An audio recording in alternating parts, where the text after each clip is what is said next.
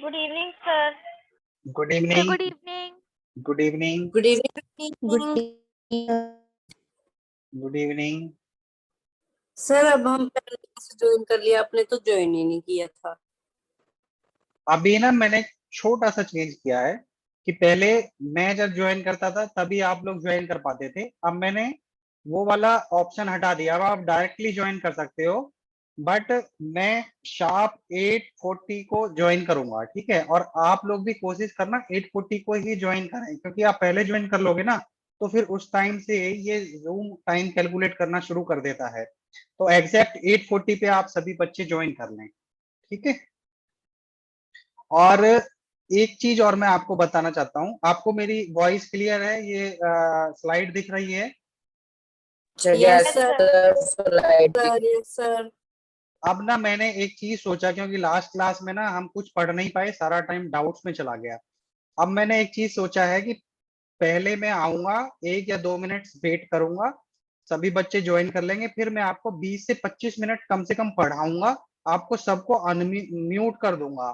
ठीक है, फिर मैं आपको पढ़ाऊंगा. पढ़ाने के बाद लास्ट के 15 मिनट में आपको अनम्यूट करूंगा, और आपको उस 25 मिनट की पढ़ाई में जो भी डाउट हैं आप अपनी नोटबुक और जो पेन में बोलता हूँ उसमें लिख लो, और उस 15 मिनट में हैंड रेज करना, और मैं सभी के डाउट्स क्लियर करूंगा. जिसके रह जाएंगे उसके नेक्स्ट क्लास में कर दूंगा. ठीक है, ये तरीका ठीक है?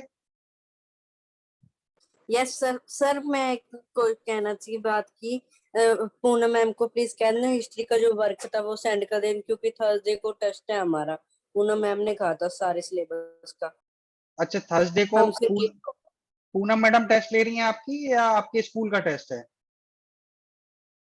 सर पूनम मैडम ने मैसेज डाला था कि थर्सडे को टेस्ट होगा हिस्ट्री का. ठीक है, मैं उनको बोल दूंगा. अदरवाइज आप भी उनके नंबर पे डायरेक्टली मैसेज करके उनसे बात कर सकते हो. ठीक है ना? Okay sir. हाँ, चलो. अब हम जो वेटिंग टाइम था वो हो गया खत्म. अब हम क्लास शुरू करते हैं.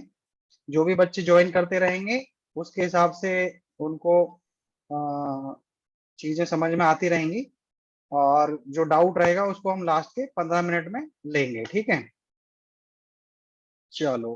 अब हम शुरू करते हैं चैप्टर 3. Okay, sir.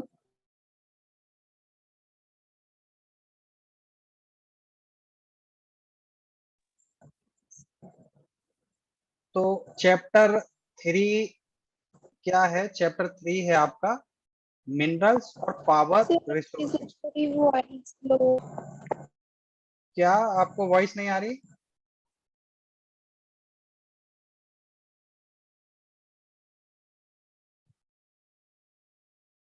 हाँ, तो चैप्टर 3 से पहले हमने चैप्टर 1 में रिसोर्सेज के बारे में पढ़ा, और जो चैप्टर 2 है उसमें हमने लैंड, सॉइल, नेचुरल, ये वेजिटेशन और वाइल्ड लाइफ के बारे में पढ़ा. अब इस चैप्टर में हम पढ़ेंगे मिनरल और पावर रिसोर्सेज. ठीक है, तो मिनरल क्या होती हैं? मिनरल एक बहुत ही इंपॉर्टेंट चीज है. आपने 7th क्लास में पढ़ा होगा रॉक्स एंड मिनरल्स. ठीक है, उस टाइम पे आपके सिर्फ 1 या 2 पेज के बारे में ही मिनरल्स को बताया गया था. अब हम आपकी 8th क्लास में मिनरल्स को थोड़ा डिटेल में पढ़ेंगे कि मिनरल्स होते क्या हैं. ठीक है, मिनरल्स की क्या टाइप्स होती हैं, फिर मिनरल्स जो हैं उनको हम कैसे एक्सट्रैक्ट करते हैं. मतलब कि वो मिनरल्स कहाँ है? क्रस्ट में होते हैं. अर्थ की जो इनर इनसाइड ऑफ अर्थ है उसमें 3 जो लेयर्स हैं, क्रस्ट और मेंटल, और नीचे सबसे सेंटर में होती है कोर. तो क्रस्ट में या क्रस्ट के ऊपर मेनली आपके मिनरल्स पाए जाते हैं. तो उन मिनरल्स को हम कैसे एक्सट्रैक्ट करेंगे, फिर उन मिनरल्स को एक्सट्रैक्ट करने के बाद हम ये असेस करेंगे कि जो मिनरल्स हैं उनका डिस्ट्रीब्यूशन कैसे है. आपने देखा होगा कि कहीं पे डायमंड पाया जाता है, कहीं पर कोल पाया जाता है. जैसे पंजाब में कोल नहीं है लेकिन झारखंड में कोल है. तो ये उसका डिस्ट्रीब्यूशन है. कहीं पे अब जैसे डायमंड है, अफ्रीकन कंट्रीज में डायमंड की खदानें होती हैं, हमारे यहाँ पे नहीं है. ठीक है, तो उसका जो डिस्ट्रीब्यूशन है हमारी इस प्लानेट अर्थ पे, कॉन्टिनेंट वाइज, कंट्री वाइज, उसका जो डिस्ट्रीब्यूशन है उसके बारे में हम लोग पढ़ेंगे। ठीक है, फिर डिस्ट्रीब्यूशन के बाद हम उसके कंजर्वेशन के बारे में पढ़ेंगे कि जो देखो मिनरल्स हैं, मिनरल्स कैसे बनते हैं over a period of time, geological और फिजियोलॉजिकल चेंजेस हमारी प्लानेट अर्थ पे होते हैं, तो उसमें एक लंबे समय के बाद मिनरल्स बनते हैं। जैसे आपके मेटेलिक जो मिनरल्स हैं, जो आपकी जैसे जो हमारी कोर है, कोर से जो मोल्टन मैग्मा बाहर निकलता है उससे जो मिनरल्स बनते हैं वो क्या है कि बहुत रेगुलर नहीं होते हैं, वो उनका जो फ्रीक्वेंसी है बहुत एक लंबे समय के बाद होता है, तो एक लंबे समय के बाद वो बनते हैं। फिर कुछ मिनरल्स हमारे जो क्लाइमेटिक कंडीशंस हैं उसके कारण जो मिनरल्स बनते हैं, उन मिनरल्स को बनने में भी टाइम लगता है। तो जो मिनरल्स हैं वो फिक्स्ड हैं और उन लिमिटेड हैं। अगर हम उनको बहुत ही विग्रसली यूज करेंगे तो एक टाइम ऐसा आएगा कि कुछ जनरेशंस के बाद वो खत्म हो जाएंगे, तो उनकी कंजर्वेशन और उसका एक जुडिशियल और एक सिस्टमेटिक यूसेज हमें करना आना चाहिए, तो हम कंजर्वेशन के बारे में भी पढ़ेंगे। तो ये आपकी बुक से ही ली गई स्लाइड्स हैं, सीबीएसई की बुक से मैंने इसको कवर किया है। पंजाब बोर्ड के बच्चों की बुक्स थोड़ी डिफरेंट हो सकती हैं, बट उसको भी मैं कवर कर लूंगा। ठीक है, तो इसको अब हम शुरू करते हैं। अब जैसे क्या दिया है कि देखो पहला एक या जो दो पैराग्राफ्स होते हैं ना वो आपके कनेक्शन के लिए और इस चैप्टर के साथ आपको जेलिंग अप के लिए दिए होते हैं। कोई एग्जाम्पल के साथ शुरू करेंगे, या पिछली क्लास में हमने क्या पढ़ा या पिछले चैप्टर में हमने क्या पढ़ा उससे शुरू करते हैं। तो ऐसे ही इस चैप्टर को शुरू किया गया है। Kiri was visiting Sukkant in his native place near Dhanbad. Kiri was amazed to see that large areas were black.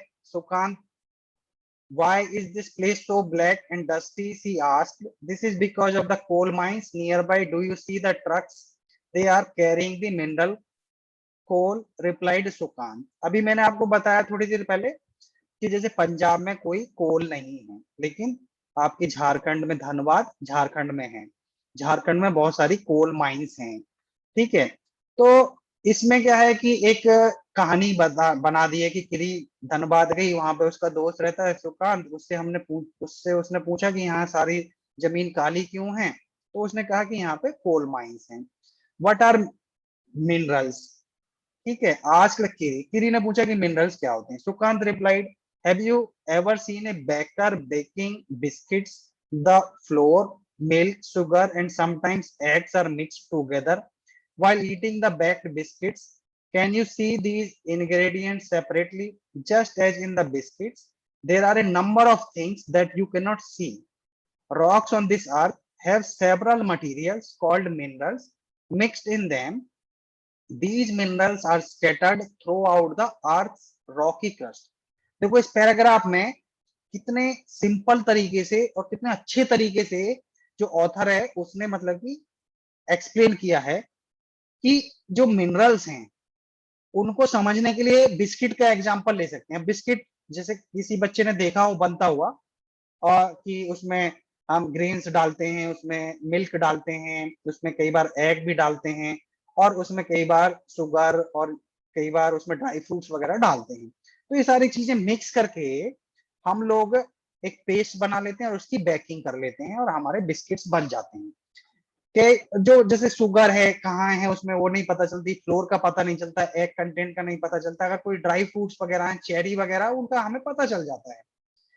तो ऐसे ही हमने 7th क्लास में 6th क्लास में पढ़ा था कि हमारी जो अर्थ है उसमें बहुत सारी रॉक्स मिलती हैं और एक रॉक बहुत बड़ी होती है। ठीक है, उस रॉक के अंदर ना बहुत सारी चीजें हो सकती हैं, साइमल्टेनियसली कई सारी चीजें हो सकती हैं। कोल हो सकता है, डायमंड हो सकता है और दूसरे बहुत ही यूजफुल मिनरल्स हो सकते हैं। तो ये जो मिनरल्स होते हैं, मिनरल्स हमारे लिए बहुत यूजफुल चीजें होती हैं, तो ये स्कैटर्ड होती हैं। जैसे मान लो बिस्किट के अंदर ड्राई फ्रूट्स हैं, तो 4-6 पॉइंट्स पे ड्राई फ्रूट्स होंगे। ठीक है, तो इस तरह से स्कैटर्ड होती हैं throughout the earth's rocky crust. A naturally occurring substance that has a definite chemical composition is a mineral. Minerals are not evenly distributed over space. They are concentrated in a particular area or rock formations. Some minerals are found in areas which are not easily accessible, such as the Arctic Ocean bed and Antarctica. Minerals are formed in different types of geological environments under varying conditions. They are created by natural processes without any human interference. They can be identified on the basis of their properties such as color, density and hardness. तो अब mineral की जो definition है वो यहाँ पे बताई गई है कि मिनरल क्या है। कोई भी सब्सटेंस, नेचुरली अकरिंग सब्सटेंस, कोई नेचुरली जो भगवान ने चीजें बनाई हैं वो चीजें जिसके अंदर इंसान ने जो केमिकल्स ढूंढे हैं, जो कंपाउंड्स ढूंढे हैं, उसके अकॉर्डिंग उसके अंदर एक डेफिनिट केमिकल कंपोजिशन होगी।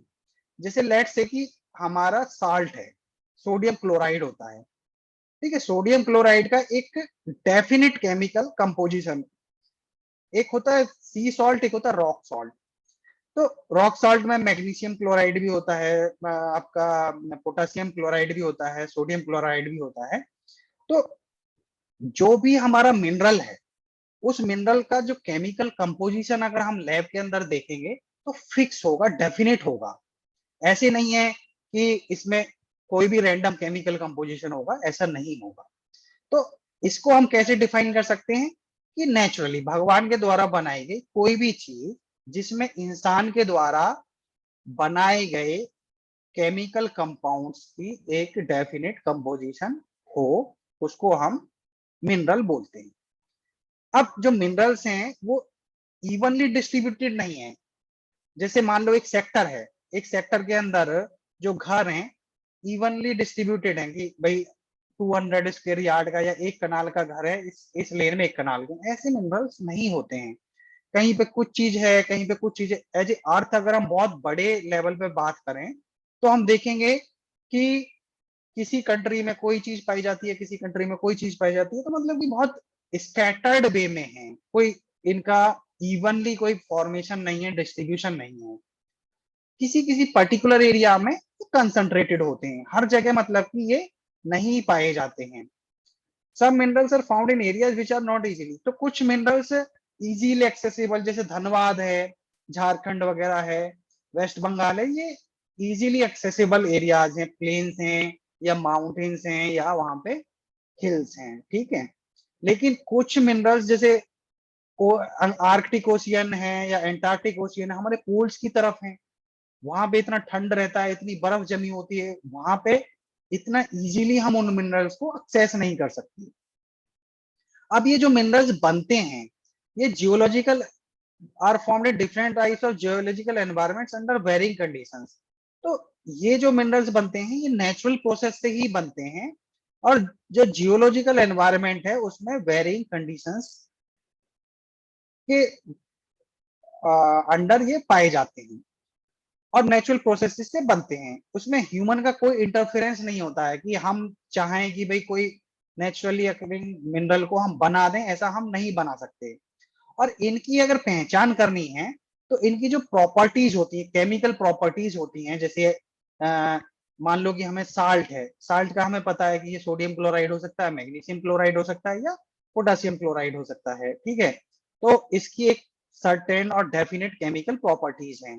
फिर इनके कलर्स के बेसिस पे, उसकी डेंसिटी के बेसिस पे, जैसे साल्ट की अलग डेंसिटी है, कोल की अलग डेंसिटी है। जैसे फिर हार्डनेस हो गई, जैसे कोल हमारा सॉफ्ट होता है, डायमंड हमारा बहुत हार्ड होता है।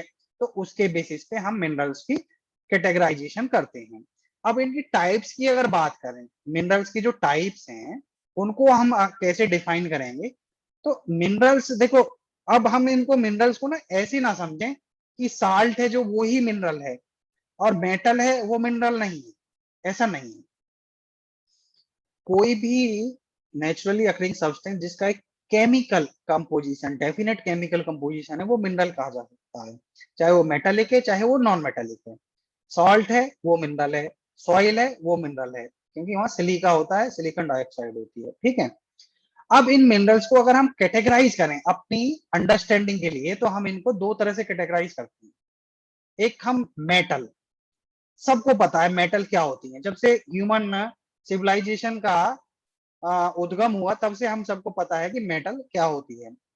तो एक हमने कैटेगरी बना दी मेटल की, कि जो मेटल की कैटेगरी में आते हैं उनको हम मेटेलिक मिनरल्स बोलेंगे। और अदर देन मेटल्स, मेटल्स के अलावा जो भी मिनरल्स हैं वो सारे के सारे हमने डाल दिए नॉन मेटेलिक में। और मेटेलिक मिनरल्स को हमने दो कैटेगरीज में, फेरस और नॉन फेरस। फेरस होता आयरन, लोहा, लोहे से, क्योंकि अब देखो ये कैटेगरीज भी ना हमारी यूसेज के हिसाब से बनती हैं।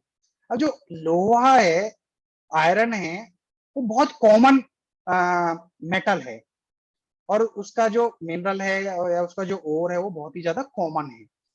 तो हमने एक उसकी अलग कैटेगरी बना दी। बाकी जो चीजें हैं नॉन मेटेलिक या नॉन फेरस, जो हमारे मिनरल्स हैं जैसे कॉपर है, एल्युमिनियम है, उनका यूसेज कम होता है, तो उन सबको हमने एक कैटेगरी के अंदर डाल दिया। अब जैसे metallic minerals contain metal in A raw form. Metals are hard substances that conduct heat and electricity and have a characteristic luster or shine. Iron ore, bauxite, manganese ore are some examples. Metallic minerals may be ferrous or non-ferrous. Ferrous minerals like iron ore, manganese, and chromites contain iron. A non-ferrous mineral does not contain iron but may contain some other metal such as gold, silver, copper or lead. तो इस paragraph में क्या special चीज बताई गई है कि जो मेटेलिक मिनरल्स हैं वो कंटेन मेटल इन रॉ फॉर्म, उनके अंदर मेटल होती है, रॉ फॉर्म में होती है। ओर होते हैं, बेसिकली ओर्स होते हैं, उन ओर्स को हम निकालते हैं, फिर उन ओर्स की प्रोसेसिंग करते हैं और उससे फिर हम प्योर मेटल निकालते हैं। और जो ये मेटल्स होती हैं इनका क्या होता है कि एक तो हार्ड होती है, हार्डनेस होती है, तभी तो हम गाड़ी बना लेते हैं, तो हम चेयर बना लेते हैं, मेटेलिक वेसल्स बना लेते हैं, क्योंकि हार्ड होती है। अब यही चीज अगर मान लो कि मक्खन है या फिर मान लो कि मिट्टी है, अब उससे हम कैसे गाड़ी बना लेंगे, वो तो टूट जाएगी, उसकी कोई हार्डनेस नहीं है, स्ट्रेंथ नहीं है। दूसरा इनकी स्पेशलिटी क्या होती है कि जो हीट है, टेम्परेचर है, वो इनके अंदर से पास कर सकता है, ये फ्लो कर सकता है, कंडक्ट कर सकता है, और इलेक्ट्रिसिटी ये कंडक्ट कर सकती है। जैसे वायर है हमारी, वो मेटेलिक मिनरल है, ठीक है, कॉपर की वायर होती है, एल्युमिनियम की वायर होती है, उनके अंदर से इलेक्ट्रिसिटी कंडक्ट कर सकती है। और इनके अंदर चमक होती है, शाइन होती है, लस्टर होती है, ठीक है। और जो हमारे नॉन मेटेलिक मिनरल्स होते हैं उनमें क्या होता है, उनके अंदर कोई मेटल नहीं होती है, they don't contain any metals. Limestone है, जैसे माइका है, जिप्सम है, are examples of such minerals.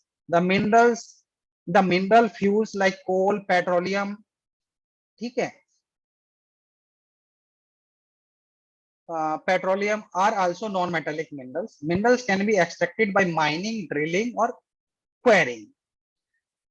अब देखो हमने क्या पढ़ा अब तक, मिनरल्स के बारे में पढ़ा, मिनरल्स क्या हैं, कैसे बनते हैं, ठीक है, मिनरल्स की टाइप्स के बारे में पढ़ा। एक मेटालिक, वो मिनरल जिनके अंदर मेटल पाई जाती है, और मेटल क्या है उसकी कैरेक्टरिस्टिक्स के बारे में पढ़ा। फिर हमने दूसरी जो उसकी टाइप है नॉन मेटेलिक, नॉन मेटेलिक के बारे में पढ़ा। नॉन मेटेलिक क्या होता है, जिसके अंदर मेटल नहीं होती है और दूसरे सब्सटेंसेस होते हैं। अब ये दो तरह के हो सकते हैं नॉन मेटेलिक मिनरल्स, एक होते हैं फ्यूल वाले मिनरल्स, एक हो सकते हैं नॉन फ्यूल मिनरल्स। फ्यूल वाले क्या हो गए, कोल हो गया, फिर आपके ऑयल हो गया, फिर आपकी गैसेस हो गई, ठीक है, ये सारे के सारे नॉन मेटेलिक मिनरल्स हो गए। अदर देन दैट, जैसे कोई पत्थर हो गया, हम अपने घर में पत्थर लगाते हैं, स्टोन लगाते हैं, ठीक है, सॉल्ट हो गया हम जो यूज करते हैं, ये सारे के सारे हमारे नॉन मेटेलिक मिनरल की दूसरी टाइप्स हो गई। अब हम पढ़ेंगे कि जो मिनरल्स हैं, इन मिनरल्स को हम कैसे जो रॉक्स हैं उनसे निकाल सकते हैं और अपने यूज के लिए हम इनको इनकी उस शेप में, उस फॉर्म में लाएं जो हमारे लिए हेल्पफुल हो, यूजफुल हो। तो उसके लिए क्या होता है, एक्सट्रैक्शन होता है मिनरल्स का। जैसे मैंने बताया कि हर जगह अवेलेबल नहीं है, कहीं कहीं अवेलेबल हैं, तो इनको वहां से हमें एक्सट्रैक्ट करना होता है। एक्सट्रैक्ट कैसे कर सकते हैं? माइनिंग से। माइनिंग आपने सुना होगा, कई जगह बार लैंड माइनिंग होती है, कई बार मिट्टी की माइनिंग होती है, सॉइल माइनिंग होती है, ठीक है। ड्रिलिंग, ड्रिल करते हैं जो हमारे पेट्रोलियम वगैरह, ये आप देख रहे हो इधर ऑफशोर ड्रिलिंग ऑफ सॉइल है, ऑयल है। ऑयल की के एक्सट्रैक्शन के लिए, ऑयल को बाहर निकालने के लिए हम लोग ड्रिलिंग करते हैं, फिर क्वेरिंग करते हैं। अब माइनिंग में भी दो है, ओपन कास्ट माइनिंग और शाफ्ट माइनिंग। अब इनके बारे में हम पढ़ लेते हैं। The process of taking out minerals from rocks buried under the earth surface is called mining. ठीक है, तो वो मिनरल्स जो रॉक्स के अंदर पाए जाते हैं और वो अर्थ के सरफेस के नीचे हैं, उनको निकालने का जो प्रोसेस है उसको हम बोलते हैं माइनिंग। माइनिंग क्या होता है? बड़े बड़े जेसीबी मशीन्स होती हैं, वो मिट्टी को हटाती हैं, उसके नीचे से कोयल निकलता है, कोल निकलता है, उसके नीचे से डायमंड के ओर्स निकलते हैं, उसके नीचे से फेरस ऑयल, जो हमारा मेटेलिक मिनरल्स हैं वो निकलते हैं। ठीक है, minerals that lie at shallow depths are taken out by removing the surface layer. This is known as open cast mining. Deep bores called shafts have to be made to reach mineral deposits that lie at a great depth. This is called shaft mining. देखो, जब JCB वगैरह जैसे instrument से हम लोग minerals को बाहर निकालते हैं तो उसको हम लोग बोलते हैं ओपन कास्ट माइनिंग। लेकिन जब हम कोई ड्रिल करके, ठीक है, कोई हम लोग बोरिंग करते हैं, एक बहुत बड़ा हम वेल टाइप का बनाते हैं और उसके अंदर से हम शाफ्ट मैकेनिज्म से हम लोग जो मिनरल्स को बाहर निकालते हैं उसको शाफ्ट माइनिंग बोलते हैं। जैसे पेट्रोलियम है, natural gas occur far below the earth surface, deep wells are bored to take them out, this is called drilling. ठीक है, तो जब हम लोग लिक्विड चीजों को क्रस्ट के, अर्थ की जो क्रस्ट है, टॉप लेयर है, उससे निकालते हैं, या अंदर वाली मेंटल तक तो हम जा नहीं पाते, क्रस्ट तक ही पहुंच पाते हैं, क्रस्ट से हम वो निकालते हैं, बोर करके, बोरिंग करके पाइप्स डालते हैं, फिर प्रेशर से उसको बाहर निकालते हैं, उसको हम बोलते हैं drilling. Minerals that lie near the surface are simply dug out by the process known as quarrying. ठीक है, जो सरफेस पे अवेलेबल है, सरफेस पे क्या अवेलेबल है? जैसे कहीं पे रॉक सॉल्ट है, रॉक अवेलेबल है, सीधा हम जेसीबी लेके जाएंगे, वो वहां से भरेगी और ट्रक में डालेगी और कंपनी के अंदर वो चला जाएगा। वो बहुत सिंपल होता है, सिंपलेस्ट फॉर्म होती है एक्सट्रैक्शन की क्वेरिंग।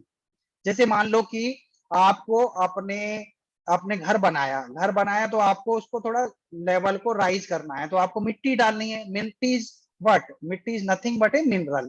तो आप नियर बाय किसी फील्ड में जाएंगे, वहां से ट्रक में मिट्टी भर के लाएंगे और वहां पे डाल देंगे, तो उसको बोलते हैं क्वेरिंग।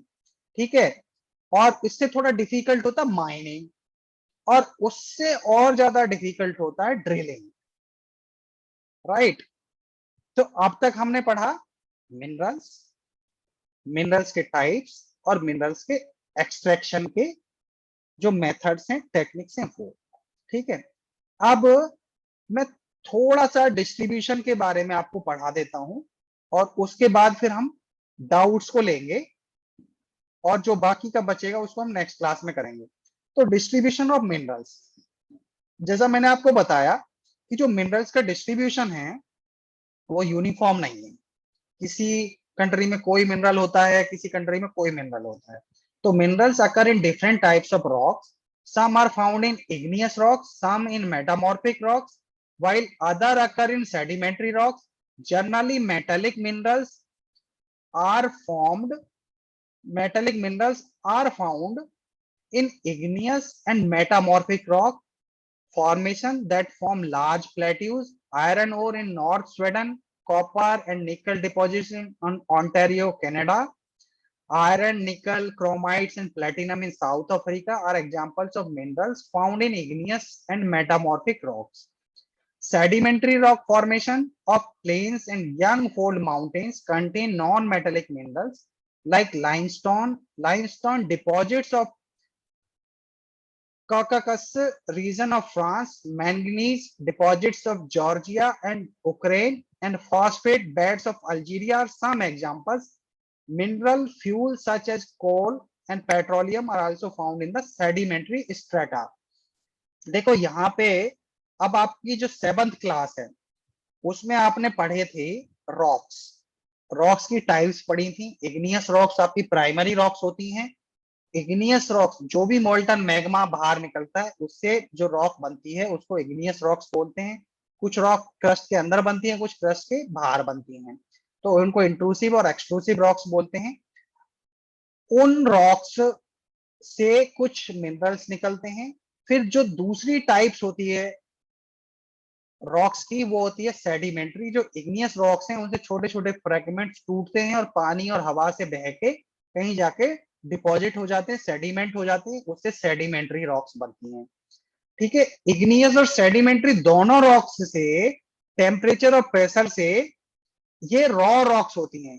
ठीक है, इनमें ज्यादा मिनरल्स नहीं होते, लेकिन जो इन रॉक्स से जो छोटे छोटे फ्रेगमेंट्स टूटते हैं और जो छोटे छोटे टुकड़े होते हैं वो over a period of time temperature और प्रेशर की हेल्प से यूजफुल मिनरल्स में कन्वर्ट हो जाती है। ठीक है, तो जो मिनरल्स का एक्सट्रैक्शन है और मिनरल्स का डिस्ट्रीब्यूशन है वो मेनली इग्नियस और सेडिमेंट्री रॉक्स में होता है, और कई चीजें हम लोग मेटामॉर्फिक रॉक्स से उनको उठाते हैं। ठीक है, तो इतना ही आज हम पढ़ेंगे। अब मैं आप सभी बच्चों को अनम्यूट कर रहा हूं। आपके जितने भी क्वेश्चंस हैं आप सभी हैंड रेज कर लीजिए और मैं अल्फाबेटिकली आप सभी के क्वेश्चंस लूंगा, जिनके रह जाएंगे उनके नेक्स्ट क्लास में लूंगा। ठीक है, अब अदिति से शुरू करते हैं। अदिति बेटा बताओ आपको क्या पूछना है, क्या डाउट है आपका? अदिति। सर जो टेस्ट हुआ था उसके नंबर नहीं मिले अभी तक। हाँ, मैंने कल टेस्ट लिया था। मैं उसके कल वाले टेस्ट की बात कर रहे हो आप या संडे को जो मैं लिया था? सर जो आपने सेकंड चैप्टर का सेंड किया था टेस्ट। हाँ, वो मैंने अभी नहीं आपको दिया है। मैं ऐसा करता हूँ, डे आफ्टर टुमारो की जो क्लास होगी कल मैं एक्स्ट्रा क्लास लूंगा उन बच्चों के लिए जो बी से ए में आए हैं। डे आफ्टर टुमारो मैं वो टेस्ट डिस्कस करूंगा, क्योंकि हम उस टाइम पे ज्यादा पढ़ने के लिए नहीं है, तो हम वो टेस्ट डिस्कस करेंगे। ठीक है, इसके अलावा कोई डाउट है आपका? Sir no. ठीक है, आप हैंड डाउन कर लीजिए। तरणवीर, हाँ बेटा आप बताओ आपको क्या पूछना है? तरणवीर सिंह। सर हाँ, सर आप मेटालिक मिनरल्स एक बार दोबारा समझा सकते हैं? क्या दोबारा समझाऊं? Sir metallic minerals. Metallic minerals, हाँ मैं दोबारा बता देता हूँ। देखो, मिनरल्स हमने समझा, मिनरल्स आपको क्लियर हो गया। अब मिनरल्स की ना दो टाइप होती हैं, एक होती है मेटेलिक मिनरल और दूसरी होती है नॉन मेटेलिक मिनरल। तो मेटेलिक मिनरल कौन से होते हैं? वो मिनरल्स जिनके अंदर कोई ना कोई मेटल पाई जाती हो। जैसे लेट से कि एक फेरस मिनरल है। फेरस मिनरल मान लो कि उसमें हमारा ओर है। ठीक है, उस ओर के अंदर हमारा आयरन है, कॉपर है, मेटल है, तो वो जो ओर है वो नथिंग बट मिनरल है, उसको हमने एक्सट्रैक्ट कर लिया। ठीक है, उसके अंदर मेटल होगी तो वो मेटेलिक मिनरल कहा जाएगा। अब जैसे नमक है, अब नमक के अंदर आपके इनऑर्गेनिक्स होते हैं। ठीक है, तो वो हमारा नॉन मेटेलिक हो गया। या हमारे पत्थर है, स्टोन है, जैसे उसके अंदर मेटल नहीं होती है तो वो हमारा नॉन मेटेलिक हो गया। जिसके अंदर मेटल है वो मेटेलिक मिनरल, जिसके अंदर कोई मेटल नहीं है वो नॉन मेटेलिक मिनरल। अभी क्लियर हुआ तरणवीर या मैं फिर से समझाऊं? तरणवीर, सर हो गया। ठीक है, आप हैंड डाउन कर लीजिए। शुभम बारिक, आपको क्या पूछना है सर बेटा? एक बार सर माइनिंग और ड्रिलिंग सर माइनिंग और ड्रिलिंग समझा दो एक बार। हाँ, मैं बता देता हूँ। देखो बेटा, तीन चीजें होती हैं, एक होती है क्वेरिंग, माइनिंग और ड्रिलिंग।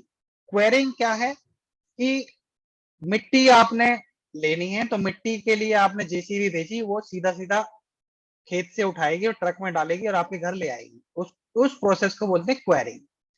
माइनिंग क्या है कि ऊपर 2 फीट 4 फीट तक ना कोई मिनरल नहीं है, यूजफुल मिनरल नहीं है। जैसे कोल है, कोल हम निकाल रहे हैं झारखंड में, तो मान लो सरफेस पे तो मिट्टी है, उस मिट्टी को हटाएंगे हम 4-6 फीट, तो उसके नीचे जाके हमारा मिनरल निकलता है।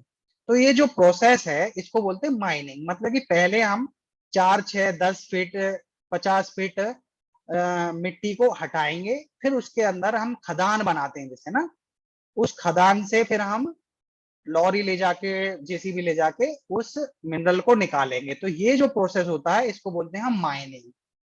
और ड्रिलिंग क्या होता है कि कोई चीज 10-20-50 किलोमीटर नीचे है जमीन के, या 2-4 किलोमीटर नीचे है, तो वहां तक हम देखो जेसीबी लॉरी लेके नहीं जा सकते। तो वहां पे हम क्या करेंगे कि बोरिंग करेंगे। बड़े बड़ी मशीन्स होती हैं, जैसे आपको मैंने भी एक पिक्चर भी दिखाई थी, तो वो समुद्र के अंदर, जमीन के अंदर ना बोरिंग करती हैं, और वो बोरिंग वहां तक जाता है जहां पे हमारा रिक्वायर्ड मिनरल है। मान लो कि पेट्रोलियम है, हमारी गैस है, वो चीजें हैं, वहां तक वो जाएगा और प्रेशर से फिर उसको हम बाहर निकालेंगे। 2 पाइप्स डालते हैं, कंसेंट्रिक 2 पाइप्स होती हैं। बाहर वाली पाइप से प्रेशर डालते हैं और अंदर वाली पाइप से वो हमारा मिनरल बाहर निकल के आता है। तो इस प्रोसेस को बोलते हैं ड्रिलिंग। अब क्लियर हो गया आपको ये तीनों चीजें, या फिर से मैं बताऊं? सर समझ में आ गया। ठीक है बेटा, आप डाउन कर लीजिए हैंड। हाँ नैतिक, आपको क्या पूछना है?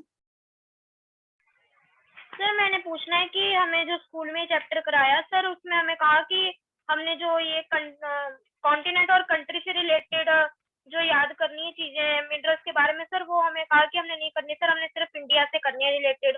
तो सर जब आप टेस्ट लोगे इस चैप्टर का, तो सर फिर आप कंट्री से भी डालोगे सर, फिर हमने अभी करना है वो? हाँ देखो, अब मैं आपको एक चीज बता दूं, सभी बच्चे ध्यान से सुनेंगे, कि आपके जो स्कूल में पढ़ाया जाता है उसको आप पढ़िए। हम आपके जो स्कूल में पढ़ाया जाता है वो तो पढ़ाएंगे ही पढ़ाएंगे, उसके साथ साथ वो सारी चीजें भी पढ़ाएंगे जो आप पढ़ सकते हो, और जिनकी आने वाले टाइम में जो कॉम्पिटिशन्स होंगे, ओलंपियाड्स होंगे, या हमारे +2 के बाद जो कॉम्पिटिशन्स होंगे उनमें जिनकी जरूरत पड़ेगी, उन सारी चीजों को हम पढ़ाएंगे। तो हम जो पढ़ाएंगे वो आपके स्कूल के सिलेबस से थोड़ा ज्यादा होगा, कम नहीं होगा, एक्स्ट्रा होगा। तो हम दूसरे कंट्रीज की जो चीजें हैं उनको भी थोड़ा थोड़ा हम पढ़ाएंगे, क्योंकि आगे चल के 9th-10th में वो चीजें आपको पढ़नी है। तो अभी से ही मैं आपको थोड़ा थोड़ा पढ़ाऊंगा, ठीक है? Okay sir. हाँ ओके आप सर। हैंड डाउन कर लीजिए। नेक्स्ट नवनीत, आपको कुछ पूछना है? सर फेरस का मीनिंग पूछना था। हाँ फेरस का मीनिंग पूछना है। तो बेटा जो फेरस होता है, मैंने आपको बताया ना, मेटालिक और नॉन मेटालिक। मेटालिक के अंदर मतलब मेटल्स। अब मेटल्स के अंदर भी 2 कैटेगरी होगी, फेरस और नॉन फेरस। तो जो फेरस होता है ना, ferrous is related to ferrite और आपका आयरन। मोटे मोटे तौर पे हम बोल सकते हैं लोहा।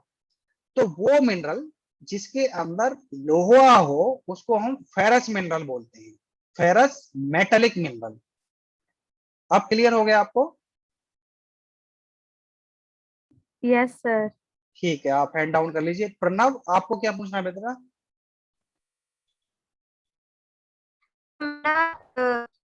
डिस्ट्रीब्यूशन ऑफ मिनरल्स फिर से समझा दो, और जो आपने वो बताया ना नॉन फेरस सर, वो भी बता देना। ठीक है, पहले तो मैं आपको मिनरल्स बता देता हूँ कि मिनरल्स क्या होता है। इस दुनिया में कोई भी ऐसी चीज जिसको भगवान ने बनाया है, ठीक है, उसको आप उठा लो, उसको उठा के लैब के अंदर आप चेक कर लो कि उसके अंदर जो केमिकल कंपोजिशन है वो डेफिनेट है या नहीं। अगर उसके अंदर कोई डेफिनेट